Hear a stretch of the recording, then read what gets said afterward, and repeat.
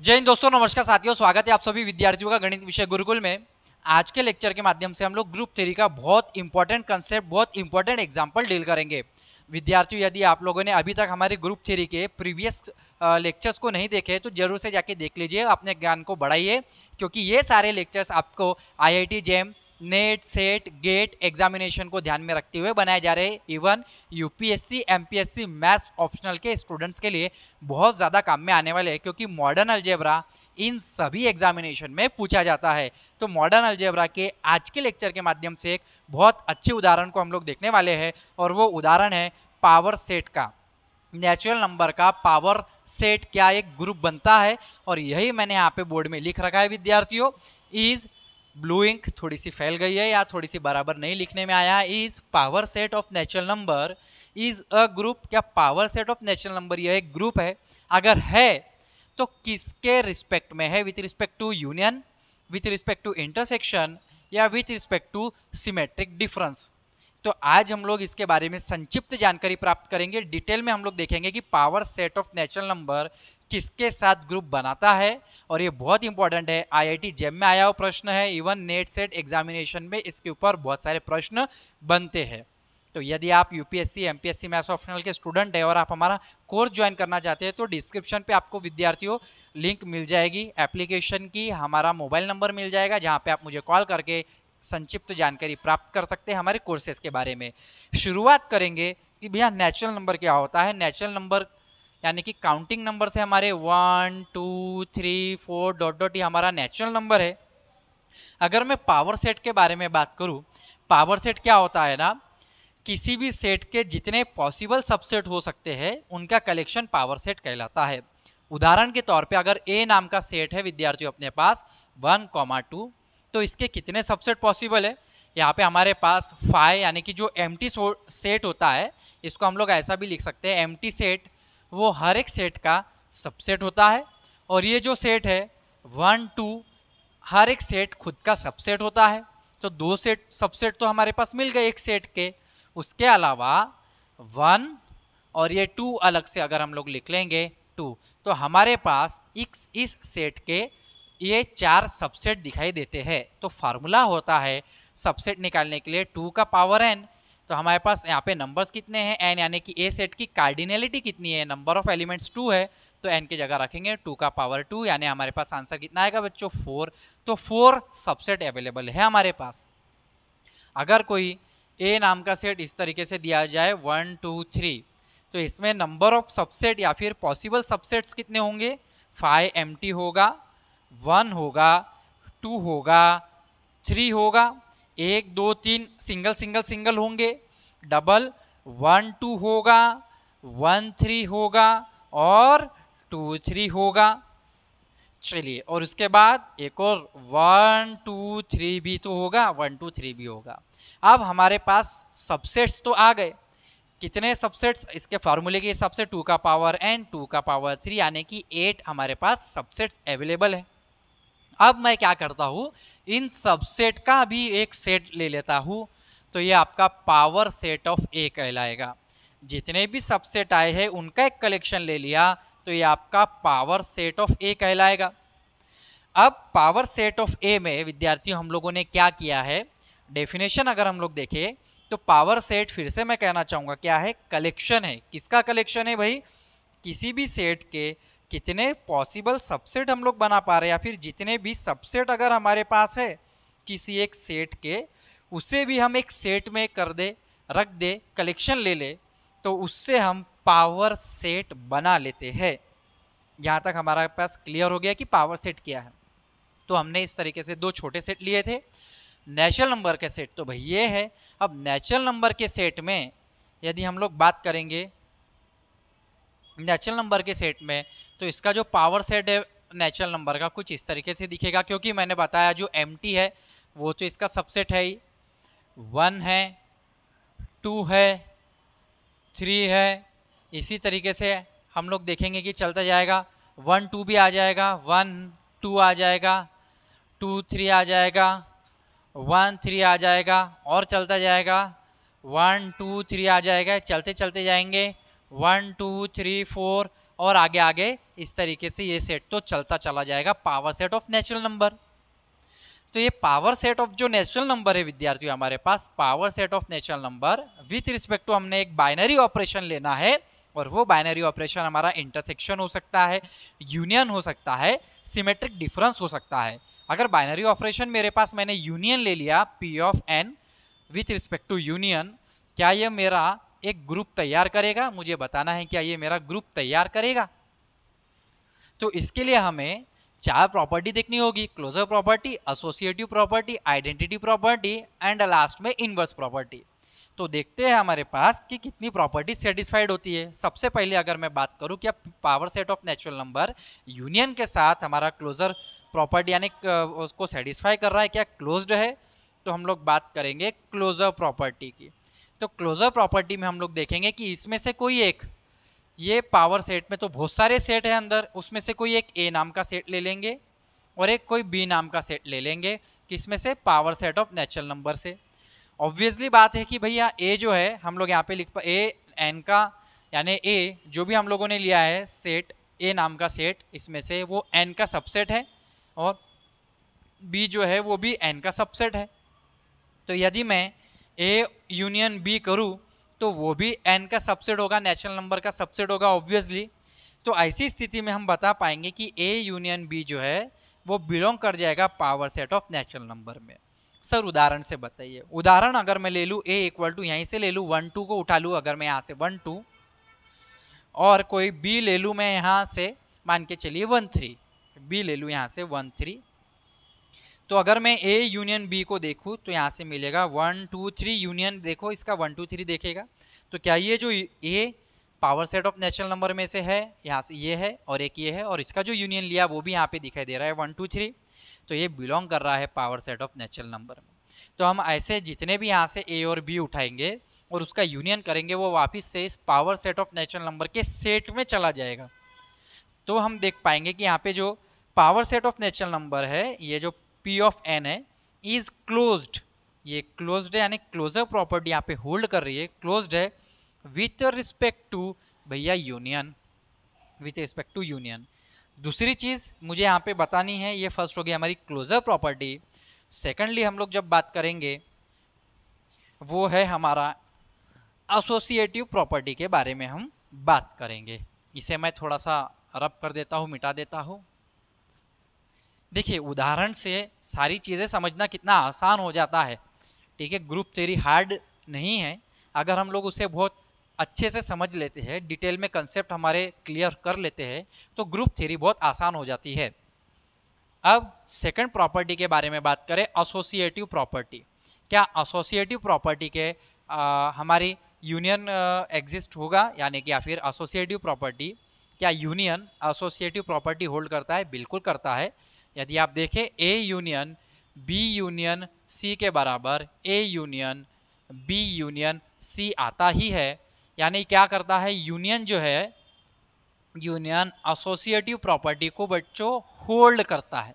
तो associative property hold हो जाती है। आप खुद से कोई भी तीन ए बी सी ले लेंगे, ए बी सी, इसका इस तरीके से यहाँ पे एल एच एस और आर एच एस को यूनियन निकाल के देखेंगे, इक्वल आएगा, एसोसिएटिव प्रॉपर्टी होल्ड हो जाएगी। तीसरी बात करूँ तो existence of inverse, existence of inverse की हम लोग बात करेंगे, सॉरी आइडेंटिटी प्रॉपर्टी। पहले हम लोग आइडेंटिटी लेते हैं, आइडेंटिटी, एग्जिस्टेंस ऑफ आइडेंटिटी। मुझे पता है कि ए स्टार या फिर कोई एक बाइनरी ऑपरेशन ए ई के बराबर करने पर मुझे ए मिलता है, यानी ई यहाँ पे हमारे पास आइडेंटिटी है। क्योंकि मैं यहाँ पे यूनियन ले रहा हूँ तो एक सेट है मेरे पास ए नाम का, यूनियन में किसके साथ लूँ कि मुझे ए मिल जाए? तो आप कह सकते हैं कि सर ए का यूनियन अगर आप ए के साथ लेंगे तब ए मिलेगा। जैसे कि उदाहरण अगर मैंने ए इक्वल टू 1 2 ले लिया है और 1 2 का यूनियन अगर मैं 1 2 के साथ ले लूँ तो मुझे 1 2 ही तो मिलेगा। तो सर यहाँ पे ए आपके लिए आइडेंटिटी है। तो ए जो है वो आइडेंटिटी है, it's self, A is self an identity. तो ए खुद की आइडेंटिटी है, ठीक है, सेल्फ आइडेंटिटी है। उसी तरीके से कोई बी नाम का सेट ले लेंगे आप, बी यूनियन बी करेंगे, बी यूनियन बी, आपको बी मिलेगा। तो यहाँ पे आइडेंटिटी जो है वो यूनिक नहीं आ रही है, यूनिक आनी चाहिए आइडेंटिटी। अगर आइडेंटिटी है इस सेट के अंदर तो वो यूनिक यानी एक ही होनी चाहिए। यहाँ पे तो हम देख रहे ए सेट खुद के लिए आपका आइडेंटिटी है, बी सेट खुद के लिए आइडेंटिटी है, ऐसा नहीं होना चाहिए। तो हमारे पास एक एलिमेंट है फाई। अगर मैं ये फाई एलिमेंट कहाँ से ले लूँ, इस जो कि फाई जो है एन का तो सबसेट है, फाई बिलोंग कर रहा है आपका power set of natural number में। अगर मैं ए का यूनियन फाई के साथ ले लूँ तो मुझे ए ही मिलेगा, क्योंकि ए एम टी के साथ यूनियन होने पर ए ही देगा। तो ये जो है एम टी यानी कि फाई, ये जो आइडेंटिटी है क्या इस power set of natural number में है? हाँ, इसी में से है, इसके अलावा में से नहीं है, इसी में से है। और ये किसी भी इन सब के साथ अगर मैं यूनियन लूँगा तो वही सारे सेट एज इट इज़ मिलेंगे। तो ये जो फाई है आपका आइडेंटिटी का काम यहाँ पे कर रहा है। उदाहरण, अगर मैं 1 2 का यूनियन फाई के साथ करूँ तो मुझे 1 2 ही तो मिलेगा। तो यहाँ पे फाई जो है बच्चों, यहाँ पे phi is the identity, phi is the identity element. यहाँ पे फाई आपके पास आइडेंटिटी एलिमेंट मिल गया और एक ये यूनिक है, एक ही है। तो हमारे पास 3 प्रॉपर्टी आ चुकी है। चौथी प्रॉपर्टी आने हमारे पास होनी चाहिए इनवर्स प्रॉपर्टी। फोर्थ प्रॉपर्टी के बारे में अगर हम लोग बात करें, ये मैं थोड़ा सा मिटा रहा हूं।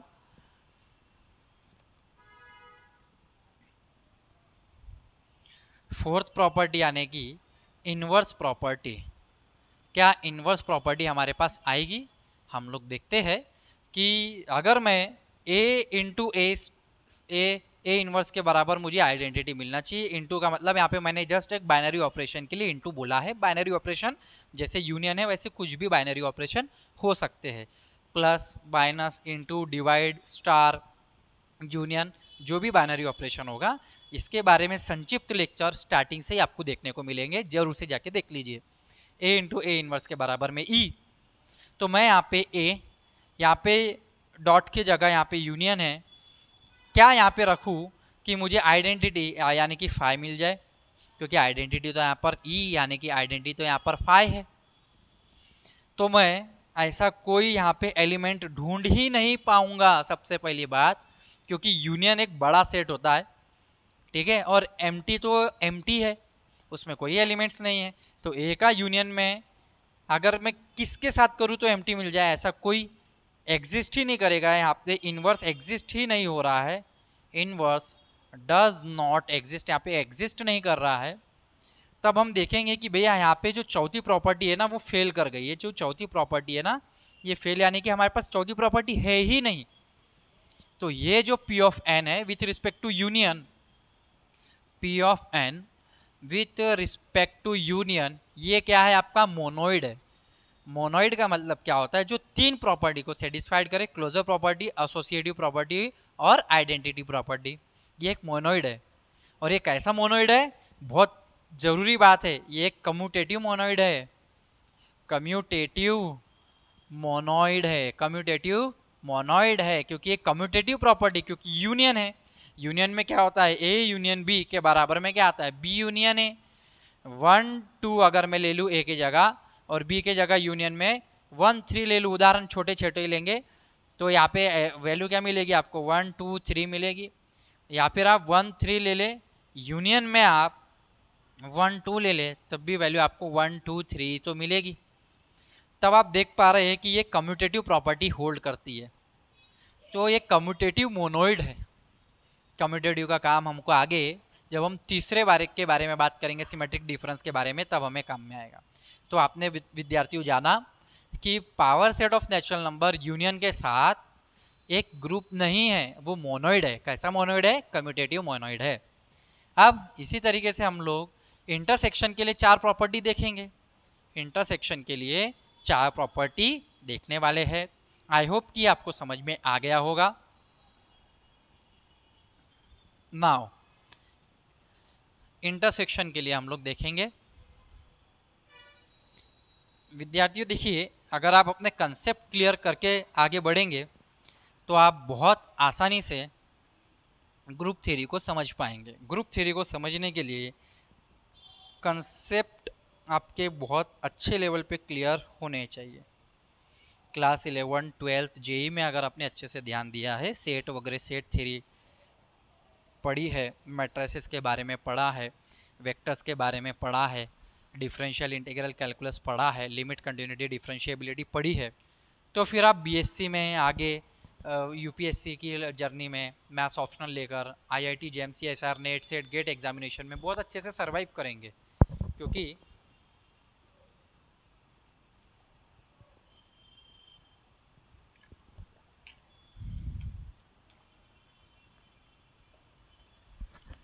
क्योंकि आपने अपने बेसिक को स्ट्रॉन्ग करके रखा हुआ है। पी ऑफ एन इंटरसेक्शन के साथ पहली प्रॉपर्टी अब हम देखेंगे कि चारों प्रॉपर्टी हमारी इसमें आ जाए। क्लोजर प्रॉपर्टी, तो भैया क्लोजर प्रॉपर्टी में ए ले लूंगा, मैं बी ले लूंगा इस power set of natural number से। ए एन का सबसेट है, यानी कोई ए एन का सबसेट है, ये 2 बी एन का सबसेट है, बी भी मेरे पास एन का सबसेट है, तो ए इंटरसेक्शन बी भी एन का सबसेट होगा।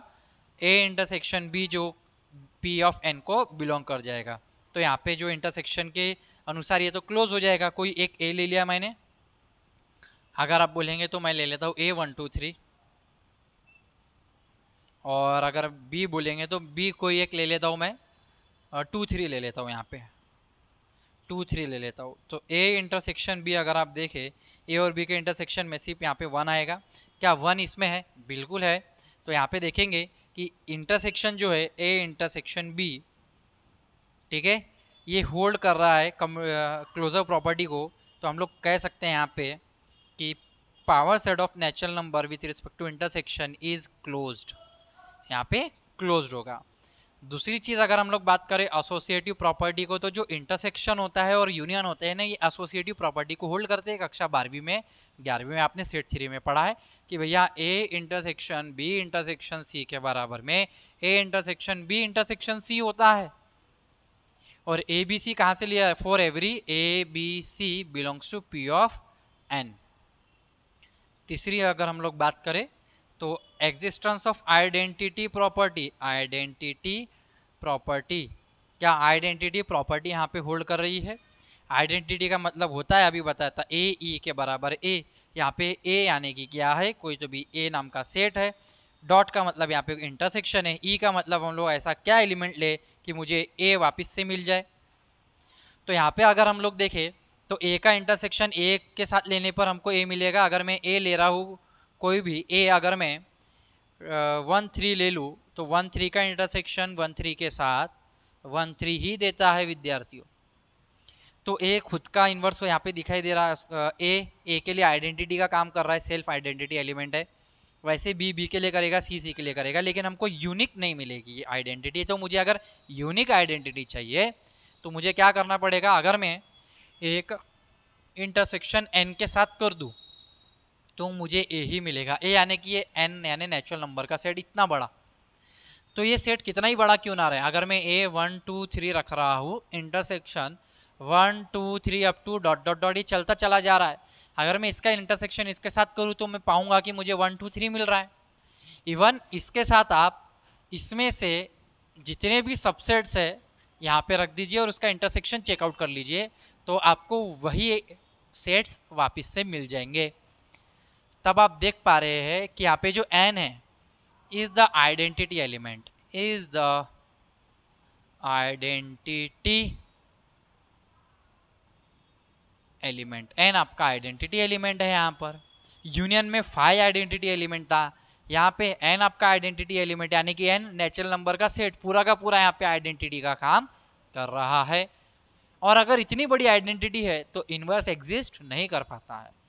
तो इनवर्स के बारे में अगर हम बात करें तो इनवर्स का मतलब होता है ए इंटू ए इनवर्स के बराबर आइडेंटिटी। ए के मतलब ए है, यहाँ पे डॉट का मतलब इंटरसेक्शन है। यहाँ पे मैं क्या लूँ कि मुझे यहाँ पे वापस आइडेंटिटी यानी नेचुरल नंबर मिल जाए। तो इंटरसेक्शन का मतलब होता है छोटा हो जाना। तो इंटरसेक्शन में क्या होता है ना, जब भी हम दो, ये देखिए बड़ा सेट है, ये छोटा, ये उससे थोड़ा छोटा है, उसका इंटरसेक्शन और छोटा हो गया। तो मैं जब भी ए के साथ इंटरसेक्शन लगाऊंगा किसी और सेट का, तो वो नेचुरल नंबर पे यानी पूरे के पूरे इतने बड़े सेट पे कभी जाएगा ही नहीं, इतना बड़ा सेट आपको देगा ही नहीं।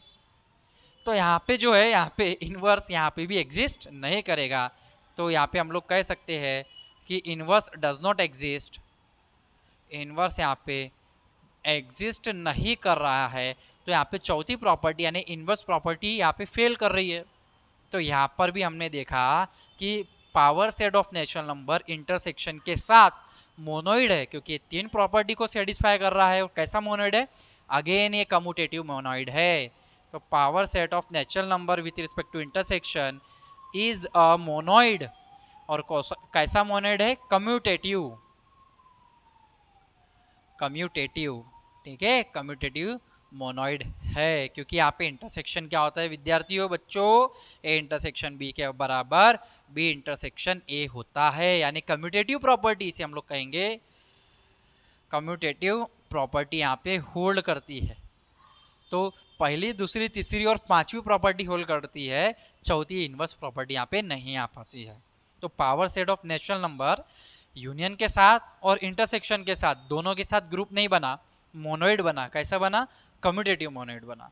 अब हम लोग बात करेंगे सिमेट्रिक डिफरेंस के साथ कि क्या यह सिमेट्रिक डिफरेंस के साथ, क्या यह सिमेट्रिक डिफरेंस के साथ एक ग्रुप बनेगा? ये बहुत बड़ा, ये बहुत जबरदस्त प्रूफ है जो लास्ट वाला हम लोग देख रहे हैं विथ रिस्पेक्ट टू डिफरेंस। बहुत ज़्यादा इंपॉर्टेंट है, बहुत बार एग्जामिनेशन में आता है, ठीक है, बहुत बारीक। जो आप कॉम्पिटिटिव एग्जाम्स देखते हैं, एंट्रेंस एग्जाम देखते हैं, इसमें बारीक कंसेप्ट का उपयोग किया जाता है, बहुत बारीक कंसेप्ट पूछे जाते हैं। P of set with respect to intersection के बजाय अब हम लोग लेंगे यहाँ पे सिमेट्रिक डिफरेंस। सिमेट्रिक डिफरेंस क्या होता है? सिमेट्रिक डिफरेंस अभी हम उदाहरण से ही ले लेंगे, समझ में आ जाएगा, ठीक है। Symmetric difference, symmetric difference number one, how to find symmetric difference. Number one, find the element, find elements, ऐसे elements that are unique to set A, पहली चीज़, यानी कि that is A minus B निकालना है। दूसरी चीज़ same, that are unique to set, same find elements that are unique to set B के साथ, यानी that is B minus A निकालना है। तीसरी चीज़ इनका यूनियन निकालना है, यूनियन ऑफ 1 and 2, इन दोनों का यूनियन निकालना है, that is A minus B union B minus A. तो सिमेट्रिक डिफरेंस का जो फार्मूला है वो ऐसा है, A is symmetric to B is equal to A minus B union B minus A, और ए सिमेट्रिक बी डिफरेंस का formula है ए यूनियन बी माइनस में ए इंटरसेक्शन बी, दोनों एक ही है। तो इसको हम एग्जाम्पल से समझेंगे भाई। एग्जाम्पल एक ले लूँ, अगर मैं ए नाम का 1 2 3 और एक बी नाम का सेट ले लिया 2 3 4 5, चलो इस तरीके से सेट ले लिया। ए और बी हमारे पास है, मैंने ए माइनस बी निकालना है। पहली चीज़ मुझे ए माइनस बी निकालना है, दूसरा बी माइनस है, फिर इसका यूनियन लेना, ए माइनस बी। अगर आप ए माइनस बी देखेंगे तो ए में से बी के कॉमन एलिमेंट्स हटा देंगे तो ए का ही वैल्यू मिलेगी 1। ए में से, ए में यहाँ पे 2 3 और यहाँ पे 2 3 कॉमन है, ए में से बी के कॉमन एलिमेंट हटा देंगे, ए की वैल्यू मिलेगी। हम ए में से, ए को प्रधान मान रहे हैं, यहाँ पे ए प्रधान है, ए में से बी के वैल्यू माइनस हो रही है, ए एज इट इज़ रहेगा, कुछ बची हुई, बी माइनस ए निकालना है। तो इसको हम लोग बोलते हैं यहाँ पे, चलो ठीक है, क्या बोलेंगे, elements that are unique to A, that means इसे हम लोग कह सकते हैं विद्यार्थियों, elements in A not in B. हाँ, ऐसा कह सकते हैं कि elements in A not in B, ऐसा कह सकते हैं। और यहाँ पे बी माइनस ए, बी में से ए के कॉमन एलिमेंट्स निकाल लेंगे, बची हुए रख देंगे। Elements in B not in A, not in A में नहीं है। कहने का मतलब ये जो लाइन लिखा था elements that are unique to set A, that are unique to set A, यानी ए में जो यूनिक एलिमेंट रह जाए वो है आपका 1, 2 3 जो कॉमन थे वो हट गए। बी माइनस ए यानी कि सेट बी में यूनिक एलिमेंट्स रह जाए वो है 4 5, जो नॉन यूनिक थे यानी जो कॉमन थे वो तो हट गए, तो 4 5 1 और 5 यानी एलिमेंट्स इन ए के एलिमेंट्स जो बी में नहीं है। वही स्टेटमेंट एक ही तरीके से लिखा है, मेरे खुद के नोट्स में से बच्चों विद्यार्थियों में आपको पढ़ा रहा हूँ, और ये अपने नोट्स बनाए जाते हैं, खुद से बनाए जाते हैं, ठीक है। एलिमेंट्स इन बी, बी के एलिमेंट्स जो ए में नहीं है, तो सेम अगर आप ये यूनिकनेस वाला स्टेटमेंट याद रखें या ये याद रखें, एक ही बात है। जो तीसरी चीज़ जो आपको करनी है वो इनका यूनियन ले लेना है, यानी ए सिमेट्रिक बी की वैल्यू आ जाएगी A minus B union B minus A के बराबर में ए माइनस बी की वैल्यू है आपकी 1 का यूनियन अगर मैं 4 और 5 के साथ करूँ तो मुझे 1 4 और 5 देखने को मिलेगा। और मैं इसे ऐसे भी तो निकाल सकता हूँ कि ए यूनियन बी, अगर मैं निकाल लूँ ए यूनियन बी, ए और बी का यूनियन, ए और बी का यूनियन हो जाएगा 1 2 3 4 5। ए इंटरसेक्शन बी यानी A intersection B common elements क्या है आपके पास 2 और 3 है। अगर मैं इस फार्मूले से निकालना चाहूँ तो भी मैं निकाल सकता हूँ ए सिमेट्रिक डिफरेंस बी के बराबर में A union B minus A intersection B.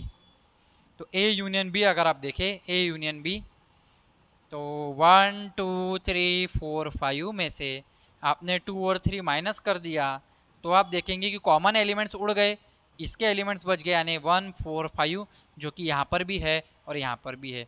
तो इन दोनों फार्मूले से हमने यहाँ पे निकाल के बता दिया कि भैया सिमेट्रिक डिफरेंस इस तरीके से आता है। दोनों फार्मूले का हमने यहाँ पे उपयोग किया।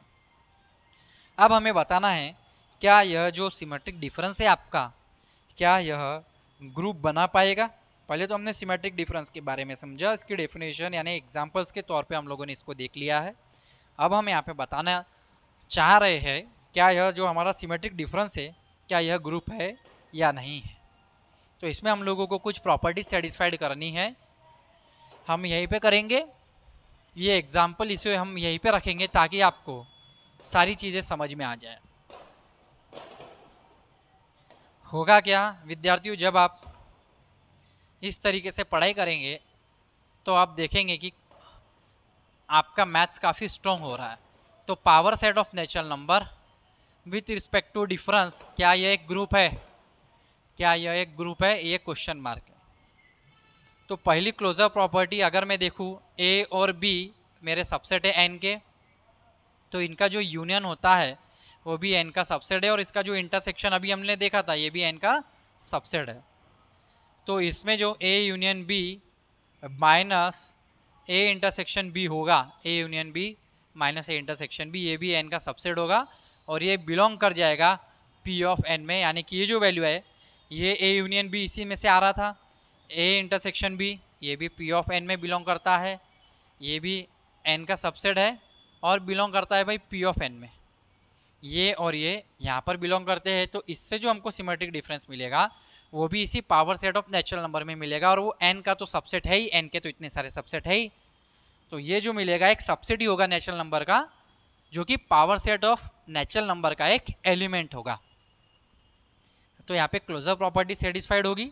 सेम आप यही उदाहरण देख लीजिए कि भैया 1 2 3 और बी 1 2 3 इसी में से है कोई 1 2 3 1 2 3 4 5 या फिर 2 3 4 5 इसमें से है कोई एक एलिमेंट है बी, ए माइनस बी जो 1 है इसी में है, बी माइनस से 4 5 होगा कहीं ना कहीं, यहाँ पे 1 3 यहाँ पे कहीं ना कहीं, यहाँ पे कहीं ना कहीं 4 5 होगा, क्यों नहीं होगा, बिल्कुल होगा।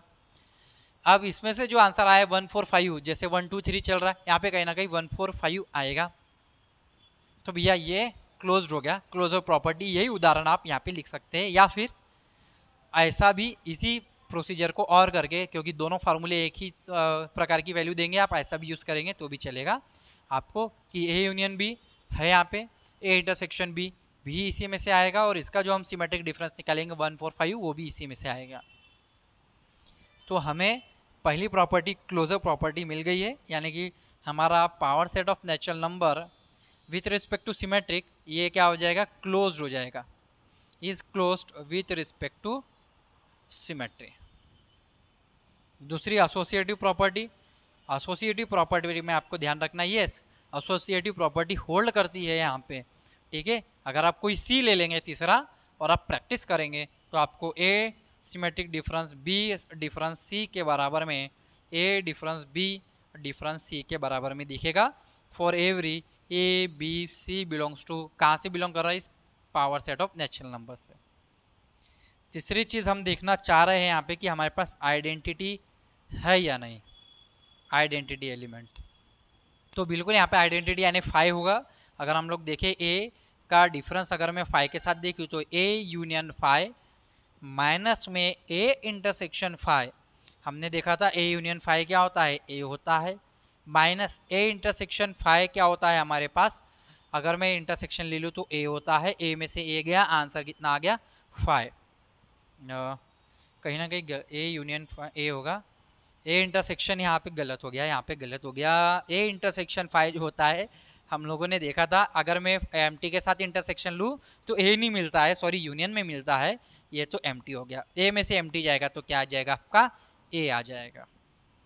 तो अब आपने देखा कि यहाँ पे हम लोगों ने कुछ ए ई के बराबर में ए आना चाहिए, यानी ए यहाँ पर ए है, एक सेट है, डॉट के जगह यहाँ पे एक नया बाइनरी ऑपरेशन है वो है सिमेट्रिक का, ई के जगह यहाँ पे 5 है, ए डेल 5 या फिर एक सिमेट्री 5 के बराबर में आपको यानी कि ए ही मिल रहा है, ये ए मिल रहा है, यहाँ पे ए आपको दिखाई दे रहा है। तो यहाँ पे 5 जो है वो आइडेंटिटी का काम कर रहा है, 5 इज द आइडेंटिटी एलिमेंट,